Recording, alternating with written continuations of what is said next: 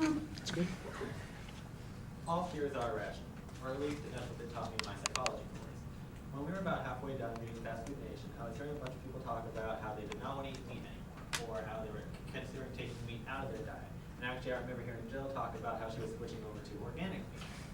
Well, actually, I did some research on side note, and I went on to ecoliinformation.com, and I found out that organic and naturally raised beef are just as likely to have E. coli contamination as the regular stuff out of feedlots. So that brings me to my speech about 2 weeks ago when I talked to you guys about the different types of food that E. coli can be found in. You know, I'm talking lettuce, milk, lettuce, milk, water, ice cream, you name it. So today I actually want to talk to you about why you should base any dietary changes, or any change for that matter, on values rather than any of your fears.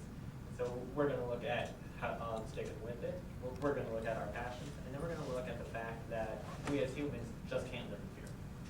So let's talk about sticking with it. If you make a change, a dietary or not, based on fear alone, you ain't going to stick with it, pure and simple. Because the fear will be a good motivator for a little while, but eventually you will revert back to the old habit.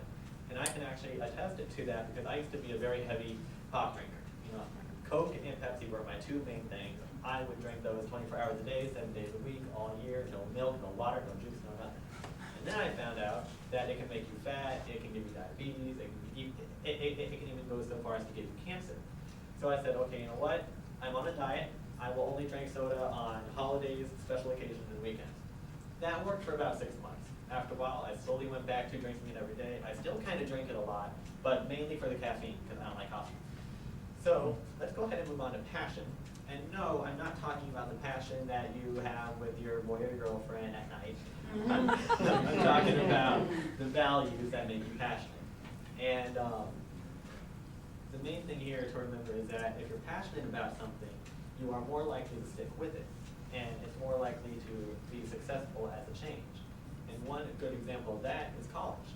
For most of us, when we graduate high school, college is the next step in our life. And it's new, it's bright, it's big, and hopefully exciting, and somewhat intimidating for most, if not all of us. I know it wasn't for me. And I know that me personally, I value education because I don't want to be stuck with a bad job, and I want to have a good and decent living. So let's go ahead and use two examples. I'm going to introduce you to two graduates, Ryan and Lisa, and we're going to talk about their different experiences with college. So here's Ryan. He is a high school graduate. He has goals. He has a career in mind. He knows what he wants to do. He knows what college he's going to. He has a backup plan in case the college he's going to doesn't work for him. He has the support of his family, his friends. And when he goes to college, it's probably going to look a lot like that. Very positive experience, and when he looks back on it later on in life, he will enjoy those moments and be very fond of them. Now let's look at Lisa. First off, before I can ask, well, before I introduce you to her, how many of you guys were intimidated of college when you first read? Yep, right? Same here.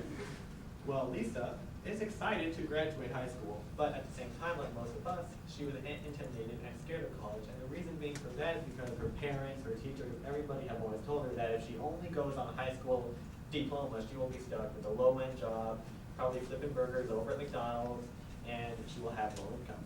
And if she goes to college and she fails out of it, or she can't stay with it, she's going to have that job anyway, and she'll have used up all that money for nothing. So when she goes to college, it'll probably look a lot like that. And that is how she will perceive it. It will be very, very scary. It will be very intimidating. And it's likely that she will go only as far as her associates, if that. Because her heart just won't be in it. And that you can actually relate to your diet. Because let's say you're eating Fast Food Nation and you get done with the slaughterhouse chapter, and you decide that you value not helping the cruelty to animals in a slaughterhouse. So because of that value, you decide, okay, well, I want to be on a vegetarian diet. That's great, because you will chances are you will stick with that diet and you won't go back to eating meat. Now, if you're all like, okay, well, E. coli can be is most likely found in meat, so I'm going to stick to my grains. You will stick to your grains, but chances are you'll go back to being a carnivore at some point in time. Now, as humans, we just can't live in fear. It just doesn't work. We're social animals, okay? And if you're eating something and there is E. coli in it, of course, you will get sick. But even if there isn't E. coli in it, you can choke to death. If you're driving your car, you can be in a crash. If you plug something into the wall, you can be electrocuted.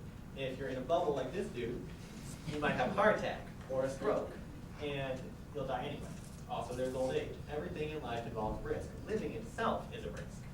So, in my personal opinion, changing your diet based on E. coli or fear of food poisoning is utterly stupid. That's just my personal opinion.